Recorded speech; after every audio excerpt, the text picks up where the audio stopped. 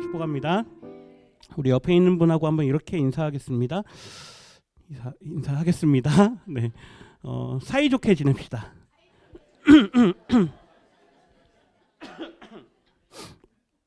한번 안아줄 수 있는 분들은 좀 안아주셔도 좋을 것 같아요. 네, 이렇게 좀 사이좋게 지냅시다. 네, 네. 네. 그만할까요 이제? 네. 우리가 십자가에 대한 말씀을 계속 묵상하고 있습니다. 네, 제목이 좀 잘못 적혔는데요. 저희가 십자가의 빛 아래에 서다, 십자가의 빛 아래에 서다라는 제목으로 말씀을 나누고 있습니다. 저희가 지난주에 십자가는 지난주까지 해서 3번에 걸쳐서 저희가 십자가는 보호하는 빛이다. 네.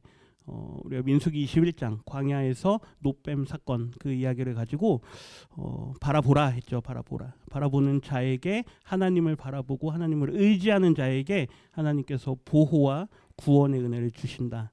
두 번째는 자격 없는 우리에게 은혜를 주시는 하나님, 그래서 은혜의 빛 이런 말씀을 나눴고요. 지난주에는 속죄의 빛, 그래서 죄의 값을 치르신 그 속죄의 빛에 관한 말씀들을 나눴습니다. 이제 오늘 마지막인데요. 질문이 이제 하나 남았습니다. 마지막 질문입니다. 십자가의 속죄, 지난주에 나눴던 그 대속의 속죄의 결과로 결국 하나님과 우리의 관계는 어떻게 되는가? 이제 이게 오늘 질문이면서 저희 성도님들과 함께 나누고자 하는 말씀의 요지입니다. 그리고 거기에서 대답을 우리가 얻게 되겠죠. 우리 옛날에 많이 불렀던 찬양 중에요. 아시는 분들은 아실 겁니다. 예수 안에서. 네, 아는 분이 계시군요. 우리 화목됐네, 그렇죠? 예수 안에서 우리 화목됐네. 그 다음에 하나님께 영광, 뒤에요. 함께 누릴 소망 있네. 할렐루야, 그렇죠?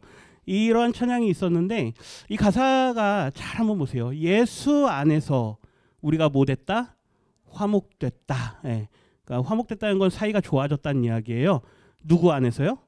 예수 안에서, 예수 그리스도의 십자가의 은혜 아래에서 우리가 하나님과 화목됐다. 사이가 좋아졌다. 결국 앞에 질문 다시 보여주시면 하나님과 어떤 관계가 되었는가? 이거에 대한 대답이에요. 어떻게 됐다고요? 화목됐다. 그렇죠. 그래서 오늘 십자가의 빛 아래 서다. 이제 4번째 제목은 화목의 빛입니다. 화목의 빛. 화목의 빛. 그 빛을 계속 쪼이라는 얘기예요. 십자가 아래에 서면 그 화목의 빛을 저희가 계속 쪼임을 받는다라는 이야기예요. 그 은혜를 일단 먼저 믿음으로 받으시기를 주님의 이름으로 부탁드립니다. 오늘 한 3가지 정도 같이 한번 살펴보겠습니다. 첫 번째는 아담의 죄로 다시 한번 돌아가 봐야 돼요. 아담의 죄. 우리가 가장 먼저 인류의 죄가 들어오게 되고 우리의 인간이 왜 이렇게 부패하게 되었는가? 우리의 인생이 왜 이렇게 힘들게 되었는가? 결국 우리는 다시 아담의 죄로 돌아갑니다. 아담의 죄는 하나님과 우리의 관계를 완전히 단절시켜 놓았습니다. 끊어 놓았어요. 우리 창세기 3장을 한번 볼까요? 8절 말씀에 보면 아담이 범죄한 이후에요. 하나님께서 먹지 마라 했던 그 선과 악을 알게 하는 나무의 열매를 먹은 후에 그들의 눈이 밝아졌습니다. 자신들이 벌거벗은 것을 알았어요. 부끄러움을 알았습니다. 그 다음의 행동을 보세요. 8절에 보면 그들이 그날 바람이 불 때에 동산에 거니시는 여호와 하나님의 소리를 듣고 아담과 그의 아내가 여호와 하나님의 낯을 어떻게 했습니까? 피했어요. 범죄한 인생이 가장 먼저 선택하는 방법은 피하는 겁니다. 아이들을 키우면서 그 모습을 많이 보죠. 내가 뭔가 잘못한 게 있다 그러면 안 나타납니다. 어딘가 숨어 있어요. 나중에 슬금슬금 나와요. 그리고 가만히 이렇게 취조를 해보면 분명히 오늘 뭔가 잘못한 게 있어요. 그 우리 인생의 속성이에요. 하나님 앞에 내가 범죄하면 낯을 피하여서 동산나무 사이에 숨어버립니다. 오늘 이 자리에 나오신 우리 성도님들 잘 나오신 줄 믿습니다. 비록 우리가 범죄한 인생이고 우리는 얼마나 연약한 인생들입니까? 한 주간에 살면서도 우리가 세상에서 많은 죄를 범하고 삽니다. 생각으로, 마음으로, 입술로, 그렇죠? 원치 않게 나도 모르게 얼마나 많은 죄를 범하고 삽니까? 그런데 그 죄를 내가 다 깨닫습니다. 나는 하나님 앞에 죄인이다. 도저히 나는 하나님 앞에 나아갈 수가 없다. 그래서 숨어야겠다. 그러면 이 자리에 못 나오시는 거예요. 예. 일단 하나님 앞에 나올 수 있어야 돼요. 예, 자꾸 내가 죄인이다라는 걸 하나님 앞에 나아가는 익스큐즈로 삼아요. 자꾸 변명으로 삼아요. 근데 하나님은 우리에게 숨지 말라 말씀하시는 줄 믿습니다. 뭐 다 뒤에서 당연히 그 결과를 우리가 보게 되죠. 23절 한번 볼까요? 23절. 여호와 하나님이 결국 그 숨었던 아담과 하와를 어떻게 합니까?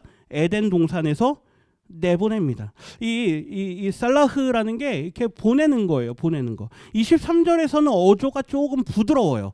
그들을 이렇게 잘 내보냈다 정도로 이렇게 단어가 쓰여 있어요. 근데 24절 한번 보세요. 이같이 하나님이 그 사람을 어떻게 했습니까? 쫓아냅니다. 이 가리시라고 하는 건 이건 추방하다예요. 추방하다. 그러니까 하나님께서 결국 아담과 하와를 뭐 한 겁니까? 추방한 거예요. 왜요? 하나님 앞에 범죄한 인생은 하나님과 함께 할 수 없다라는 거예요. 우리가 계속 그동안의 말씀을 나눴습니다. 하나님은 어떤 하나님입니까? 거룩한 하나님이에요. 저희가 저녁에 레위기를 하면서도 계속 말씀을 보는데 하나님은 우리와 함께 하기를 원하세요. 끊임없이 우리에게 나아오라 그래요. 그런데 그러면서 동시에 우리에게 늘 요청하는 게 있습니다. 저 한번 따라해 주세요. 회개하라. 뭐 하라고요? 회개하라. 예, 하나님은 우리에게 언제나 나아오라 말씀하세요. 그런데 그냥 나아올 수는 없어요. 왜 그렇습니까? 하나님은 거룩한 하나님이기 때문에 우리가 가지고 있는 죄를 가지고는 하나님 앞에 나아올 수가 없는 거예요. 아담이 하나님의 말씀에 순종하지 않은 결과 결국 그는 죄인이 되었고 그 죄에 대한 회개의 방법이 아직 그들에게는 주어지지 않았습니다. 그렇기 때문에 그들은 여전히 죄인의 상태예요. 하나님께서 그를 어떻게 합니까? 단절하십니다. 그리고 뒤에 보시면 에덴 동산 동쪽의 그룹들과 두루 도는 불칼을 두어서 다시 들어오지 못하게 하는 거예요. 너희들은 나와 함께 교제할 수 없다 이거예요. 그래서 죄의 결과는 하나님과의 단절입니다. 하나님께서 분명히 죽으리라 말씀했습니다. 어떤 사람들이 그렇게 꼭 얘기를 해요. 죽으리라 했는데 왜 아담과 하와가 먹고 죽지 않았느냐? 그렇잖아요. 분명히 먹으면 어떻게 하리라? 죽으리라 했습니다. 저를 한번 따라해 주시겠습니까? 하나님과 끊어진 게 사망입니다. 어떤 사람들은 당장 안 죽었으니까 괜찮겠지 이렇게 생각합니다. 근데 사도 바울이 이미 로마서에서 그걸 말씀해 놨어요. 하나님께서 그들을 이미 죄의 상태로 그대로 두고 있는 건 하나님이 그들을 심판한 거다. 그러니까 당장 안 죽으니까 괜찮겠지라고 생각을 해요. 아니요. 하나님과 단절된 게 뭐라고요? 사망이에요. 네, 그게 죽음이에요. 우리가 하나님과 연결되는 게 얼마나 중요한 건가라는 것을 우리가 잘 깨닫지를 못합니다. 다시 한번 더 죄의 결과는 뭐라고요? 하나님과의 단절이에요. 시편 말씀을 한번 보세요. 5편 4절인데 주는 죄악을 기뻐하는 신이 아니시니 하나님은 죄를 기뻐하는 분이 아니란 이야기예요. 악이 주와 함께 뭐 하지 못한다고요? 머물지 못하며 하나님은 악한 것들과는 함께 하실 수가 없어요. 애굽에서 이스라엘 백성들이 계속 범죄합니다. 그러니까 하나님께서 그러세요. 나 이제 더 이상 너희랑 같이 못 가겠다. 내가 저만큼 갈란다. 너희들은 저 뒤에 따라오든지 말든지. 그러면서요. 왜 하나님 우리와 함께 안 가십니까? 그러니까요. 내가 너희와 함께 있으면 너희들을 내가 다 죽일까? 내가 겁이 난다. 그러세요. 그러니까 하나님은 죄인들과는 함께 할 수가 없는 분이에요. 5절 한번 보세요. 오만한 자들이 주의 목전에 서지 못하리이다. 그래서 성경은 우리에게 늘 뭘 말씀합니까? 겸손을 말씀해요. 하나님 앞에서는 우리가 고개를 들 수 없다라는 거예요. 하나님 앞에 나올 때 우리의 예배는 이렇게 고개 들고 이렇게 좀 편안하게 예배드리지만 지금도 유대인들은 하나님 앞에 어떻게 합니까?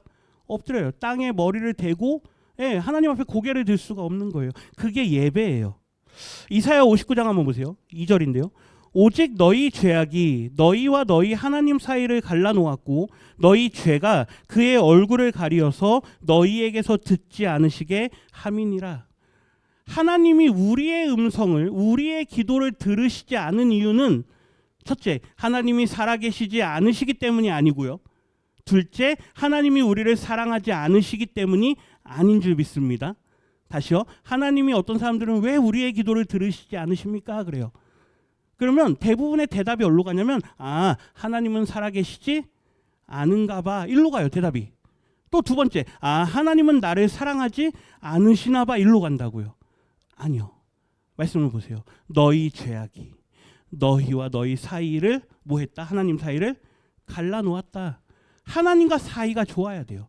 그런데 우리가 하나님과 사이가 좋은가 좋지 않은가 이런 거에 대한 건 관심이 없다라는 거죠. 세상에서 잘 되고, 세상에서 조금 더 성공하고, 세상에서 조금 더 좋은 집에 살고, 좋은 차 타고, 조금 더 좋은 환경에서 다른 사람들보다 더 많이 누리려고 하는, 그러다 보니 하나님은 어느샌가 저 뒤에 가 있는, 하나님은 우리를 계속 부르십니다. 그런데 그의 음성을 듣지 않는, 그렇기 때문에 하나님이 우리의 목소리를 듣지 않으시게 되는 이러한 상황들을 우리는 생각하지 않는다라는 거예요. 그저 결과적으로만 하나님은 결국 내 기도에 응답하지 않으셨다. 물론 응답하지 않으신 것도 감사합니다. 이러면 뭐 너무나도 아름답겠죠. 근데 글로 가질 않아요. 다 원망으로 가죠. 3절 한번 보세요. 이는 너희 손이 피해 너희 손가락이 죄악에 더러워졌으며 너희 입술은 거짓을 말하며 너희 혀는 악독을 내밀어. 이 우리 인생이란 이야기예요. 이 말씀 앞에 과연 어느 누가 하나님 저는 그렇지 않습니다. 하나님 저는 입만 열면 저는 선한 말을 합니다. 저는 손으로 무슨 일을 하면 무조건 좋은 일만 합니다. 하나님의 영광을 위해서만 살아갑니다. 이렇게 말을 할 수 있는 인생이 어디 있냐 이거예요. 우리를 정직하게 들여다보면 언제나 우리 안에 있는 내 옛사람이 계속해서 나와 싸움을 하고 있는 걸 우리가 경험을 합니다. 그래서 하나님은 우리에게 끊임없이 돌아오라, 끊임없이 회개하라, 그걸 우리에게 요청하시고 너무나도 좋은 회개라고 하는 기회를 우리에게 늘 말씀하시는 줄 믿습니다. 그런데 그 회개의 요청 앞에 우리가 과연 반응을 하느냐. 두 번째인데요. 죄인된 우리에게 그럼에도 불구하고 하나님은 언제나 먼저 찾아오시는 분인 줄 믿습니다. 우리는 절대로 우리가 먼저 하나님을 찾아갈 수가 없어요. 하나님이 우리를 계속 부르세요. 돌아오라, 돌아오라. 오늘 어떤 이유로 이 자리에 나왔든 우리를 부르신 누구요? 하나님의 부르심이 있었기 때문에 우리가 이 자리에 나온 줄 믿습니다. 한 주간 동안 세상에 나가 계셨습니다. 세상과 짝하고 세상에 더 좋은 것들을 누리고 그러고 사셨어요. 주일이 됐습니다. 와야 되지 않겠니? 그렇죠. 누군가 전화합니다. 우리 오늘 교회 가자. 우리 민호가 오랜만에 왔습니다. 제가 전화합니다. 엄마한테. 민호 좀 보내주세요. 또 오는 거예요. 제가 오라 해서 오는 게 아니에요. 누가 부르는 겁니까? 하나님께서 부르는 거예요. 그 하나님이 하나님과 우리의 사이를 화목의 그 관계로 만들기 위해서 먼저 우리에게 찾아오시고 우리를 부르신다고요. 다시 창세기로 한번 돌아가 보세요. 3장에 보면 아담이 숨었습니다. 하나님의 질문이 있어요. 아담을 부르시면서 그에게 묻습니다. 아담아, 내가 어디 있느냐? 하나님이 모르실까요? 아담이 숨은 거 하나님이 모르실까요? 다 아시죠? 저기 딱 숨어 있네. 하나님은 분명히 저기에 딱 가리키셨어요. 그러면서 아담한테 그래요. 아담아, 너 어디 있니? 이 말은 몰라서 물어보는 게 아니란 이야기예요. 아담에게 기회를 주시는 거예요. 내가 너에게 말한 걸 너가 지키지 않았구나. 그래서 너가 그걸 깨닫고 너가 숨었구나. 그럼에도 나에게 나아오지 않겠느냐. 하나님이 부르시는 거예요. 3장 21절 한번 보세요. 우리가 잘 아는 말씀인데요. 여호와 하나님이 아담과 그의 아내를 위하여, 여기 히브리어 레라는 단어가 그들을 위해서예요. 위해서. 그러니까 하나님께서 누구를 위해서요? 아담과 하와를 위해서 가죽으로 옷을 지어서 입히십니다. 이 가죽 옷을 가지고 이제 여러 가지 해석이 있을 수 있는데 우리가 전통적으로 가장 많이 하는 해석은 예수 그리스도의 십자가의 보혈을 상징한다라는 걸 가장 전통적으로 많이 해석을 합니다. 왜 그렇습니까? 가죽으로 옷을 지었다는 얘기는 그 짐승을 뭐 했다는 이야기예요? 잡았다는 이야기예요. 아직 제사의 제도가 만들어지진 않았지만 하나님께서 상징적으로 그의 수치를 뭐 하셨다? 가리셨다. 라고 하는 게 예수 그리스도의 이후의 십자가의 사역을 통해서 우리의 모든 수치를 가려주실 것을 예표한다라는 게 가장 건강한 해석입니다. 그래서 누구를 사랑하셔서요? 아담과 하와를 사랑하셔서 그들을 부르시는 거예요. 그들의 수치를 가려주시는 거죠. 이사야 1장 18절 말씀 한번 보세요. 오라 우리가 서로 변론하자. 그러면서요. 너희의 죄가 무엇같이요? 주홍 같을지라도 아주 빨갛게 너희의 죄가 그렇게 선명할지라도 눈과 같이 희어질 것이다. 진홍같이 붉을지라도 양털같이 희게 될 것이다. 하나님은 우리에게 죄 용서의 약속을 하신 줄 믿습니다. 그 죄의 용서가 있어야 하나님과 관계가 다시 어떻게 되니까요? 좋아질 수 있으니까요. 에스겔서도 보세요. 36장 33절. 주 여호와께서 이같이 말씀하셨느니라. 내가 너희를 모든 죄악에서 정결하게 하는 날에, 모든 죄악에서 정결하게 하는 날이 있다라는 겁니다. 그 날이 언제입니까? 예수 그리스도의 십자가의 날이에요. 그분이 우리의 모든 죄를 짊어지시고 그분이 십자가에 달려서 우리의 죄를 다 사해 주시는 그날, 그 날에 뒤에 보세요. 성읍들에 사람이 거주하게 되며 황폐한 것이 건축하게 될 것인즉 35절 같이 읽겠습니다. 사람이 이르기를 땅이 황폐하더니 이제는 에덴 동산같이 되었고 황량하고 적막하고 무너진 성읍들에 성벽과 주민이 있다 하리니. 아멘. 그날에요. 예수 그리스도의 십자가의 은혜가 우리에게 허락되는 그날에 황폐했던 우리의 심령이, 우리의 속사람이, 무너진 모든 우리의 삶의 영역들이 다시 세워질 것이다. 우리의 인생이 무너졌는데, 우리는 죄로 무너졌는데 그걸 다시 세워줄 거다. 사람들이 그럽니다. 야, 저 사람 옛날에 인생이, 죄송합니다, 완전 엉망이었는데 그죠? 저 사람 인생이 어떻게 저렇게 변했나? 예수 믿고 나니까 저 사람의 인생이 완전히 달라졌더래. 이런 이야기들이 우리 한국 기독교 안에 얼마나 많은 간증들이 있는지 몰라요.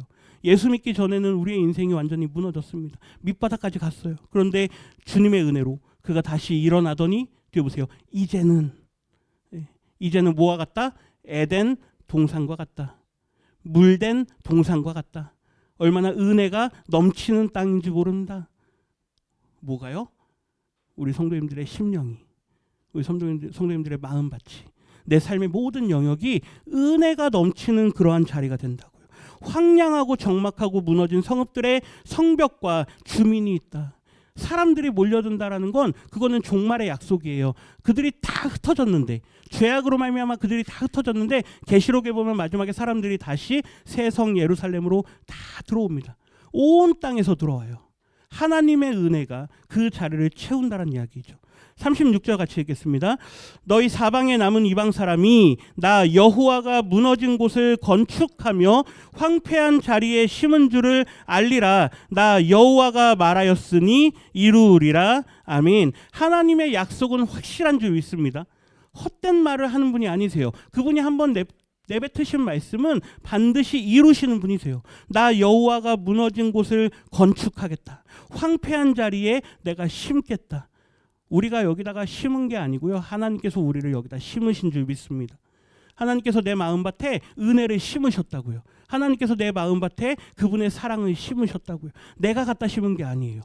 우리 이제 보니까 여기 막 텃밭에다가 막 하는 분들이 계세요. 오늘도 오면서 봤는데 이제 막 밭에 가는 거예요. 밭에 가고 이제 막 뭘 심겠죠. 그래서 제가 이렇게 한마디 하고 왔습니다. 올해도 좋은 열매가 있기를 기도하겠습니다. 이러고 왔습니다.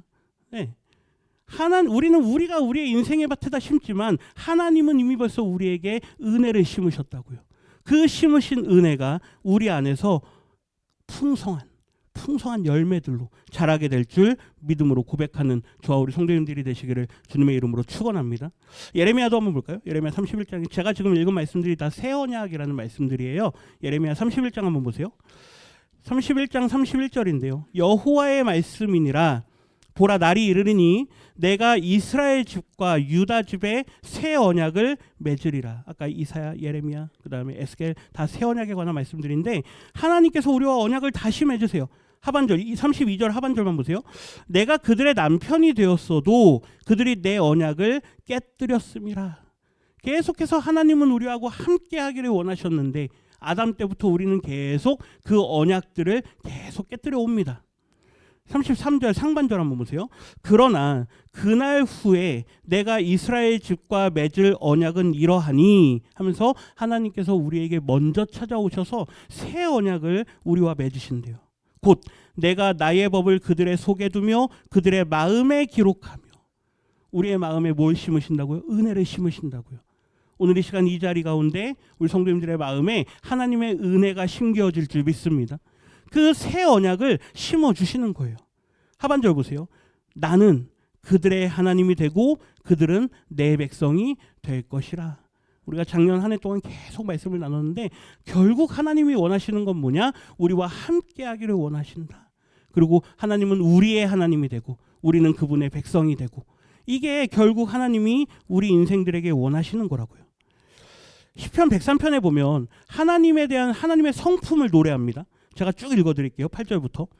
여호와는 긍휼이 많으시고 은혜로우시며 노하기를 더디하시고 인자하심이 풍부하시도다. 아멘이십니까? 하나님의 속성이에요. 이 속성을 많이 노래하세요. 하나님은 긍휼이 많으십니다. 은혜로우십니다. 노하기를 더디합니다. 근데 나중에 우리가 잘 아는 그 누굽니까? 요나는요. 이걸 가지고 막 하나님을 조롱하기도 해요. 하나님 당신은 은혜가 많은 분이니까 저 아수르를 막 저주하지 않으시고 저들을 멸망하지 않으시는 분이죠. 막 그래요. 하나님은 은혜가 많은 분인 줄 믿습니다. 네, 설령 원수들을 하나님이 저들을 멸망시키지 않으신다 할지라도 당장 우리 눈엔 그렇게 보일지라도 하나님은 반드시 은혜로우신 분인 줄 믿습니다. 네, 회개하는 자는 다 받으시는 분이세요. 10절 말씀 보세요. 우리의 죄를 따라 우리를 처벌하지는 아니하시며 우리의 죄악을 따라 우리에게 그대로 갚지는 아니하셨으니 11절 이는 하늘이 땅에서 높음같이 그를 경외하는 자에게 그의 인자하심이 크심이로다. 하나님의 공의는 반드시 악은 심판하셔야 되는 거예요. 그런데 하나님의 그 공의와 심판 사이에 하나님의 은혜가 있는 줄 믿습니다. 하나님은 회개하는 자에게 그들의 죄를 그대로 다 담당시키지 않으세요. 그들의 그 죄를 중간에 쏙 빼오세요. 너희가 이제 심판으로 가야 되는데 그 중간에 은혜가 있어요. 우리가 회개합니다. 그럴 때 그 죄를 쏙 빼와가지고 예수님에게 다 얹으세요. 예수님의 십자가에다 다 얹으시는 거예요. 은혜를 의지하시기를 부탁드립니다. 공의와 심판 사이에 뭐가 있다고요? 은혜가 있어요. 하나님의 은혜는 끝이 없는 은혜예요. 동이 서에서 먼 것 같이 우리의 죄가를 우리에게서 멀리 옮기시며 14절 같이 읽겠습니다. 이는 그가 우리의 체질을 아시며 우리가 단지 먼지뿐임을 기억하심이로다. 이 말씀을 잘 보셔야 돼요. 하나님이 왜 우리에게 은혜를 베푸시느냐? 왜 하나님이 우리의 죄를 가져가시느냐? 그거는 하나님이 창조의 때를 언제나 기억하신다라는 거예요. 그게 뭡니까? 창조의 때 아담의 실패. 아담을 늘 생각하신다는 거예요. 하나님은 그의 첫사람 아들이 아담이 실패했던 걸 하나님은 늘 마음에 두세요. 그래서 나중에 사도 바울도 그래요. 첫사람 아들이 실패한 걸 누가 와가지고요? 둘째 아담이. 그렇죠. 둘째로 온 예수님이 이 모든 것들을 다 온전히 이루신다고요. 하나님은 창조의 날을 언제나 기억하세요. 그날의 그 실패, 그날의 그 아담의 실패를 하나님이 늘 마음에 두시는 거예요. 아, 그치.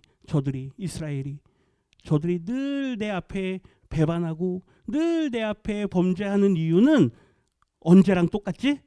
아담 때랑 똑같지? 그 말이에요. 아, 그렇구나. 쟤네들이 스스로 구원할 수 있는 존재들이 아니구나. 먼지일 뿐이구나. 그래서 누구를 우리에게 보내신다고요? 예수님을 보내신다고요. 하나님은 끊임없이 관계의 회복을 약속하시는 줄 믿습니다. 우리가 계속 하나님 앞에 등을 돌려도 계속 하나님을 떠나도 하나님은 아니야. 나는 너와 어떻게 할 거야? 사이좋게 지낼 거야. 우리는 아니야. 나는 이제 인연 끊을 거야. 끊어 이렇게 해도 하나님은 계속 우리에게 찾아오세요. 나하고 사이좋게 지내자. 세 번째입니다. 십자가는 원수를 무엇으로 바꾸십니까? 자녀로 바꾸시는 줄 믿습니다. 그래서 그 십자가는 원수를 자녀로 바꾸는 화목의 빛이에요.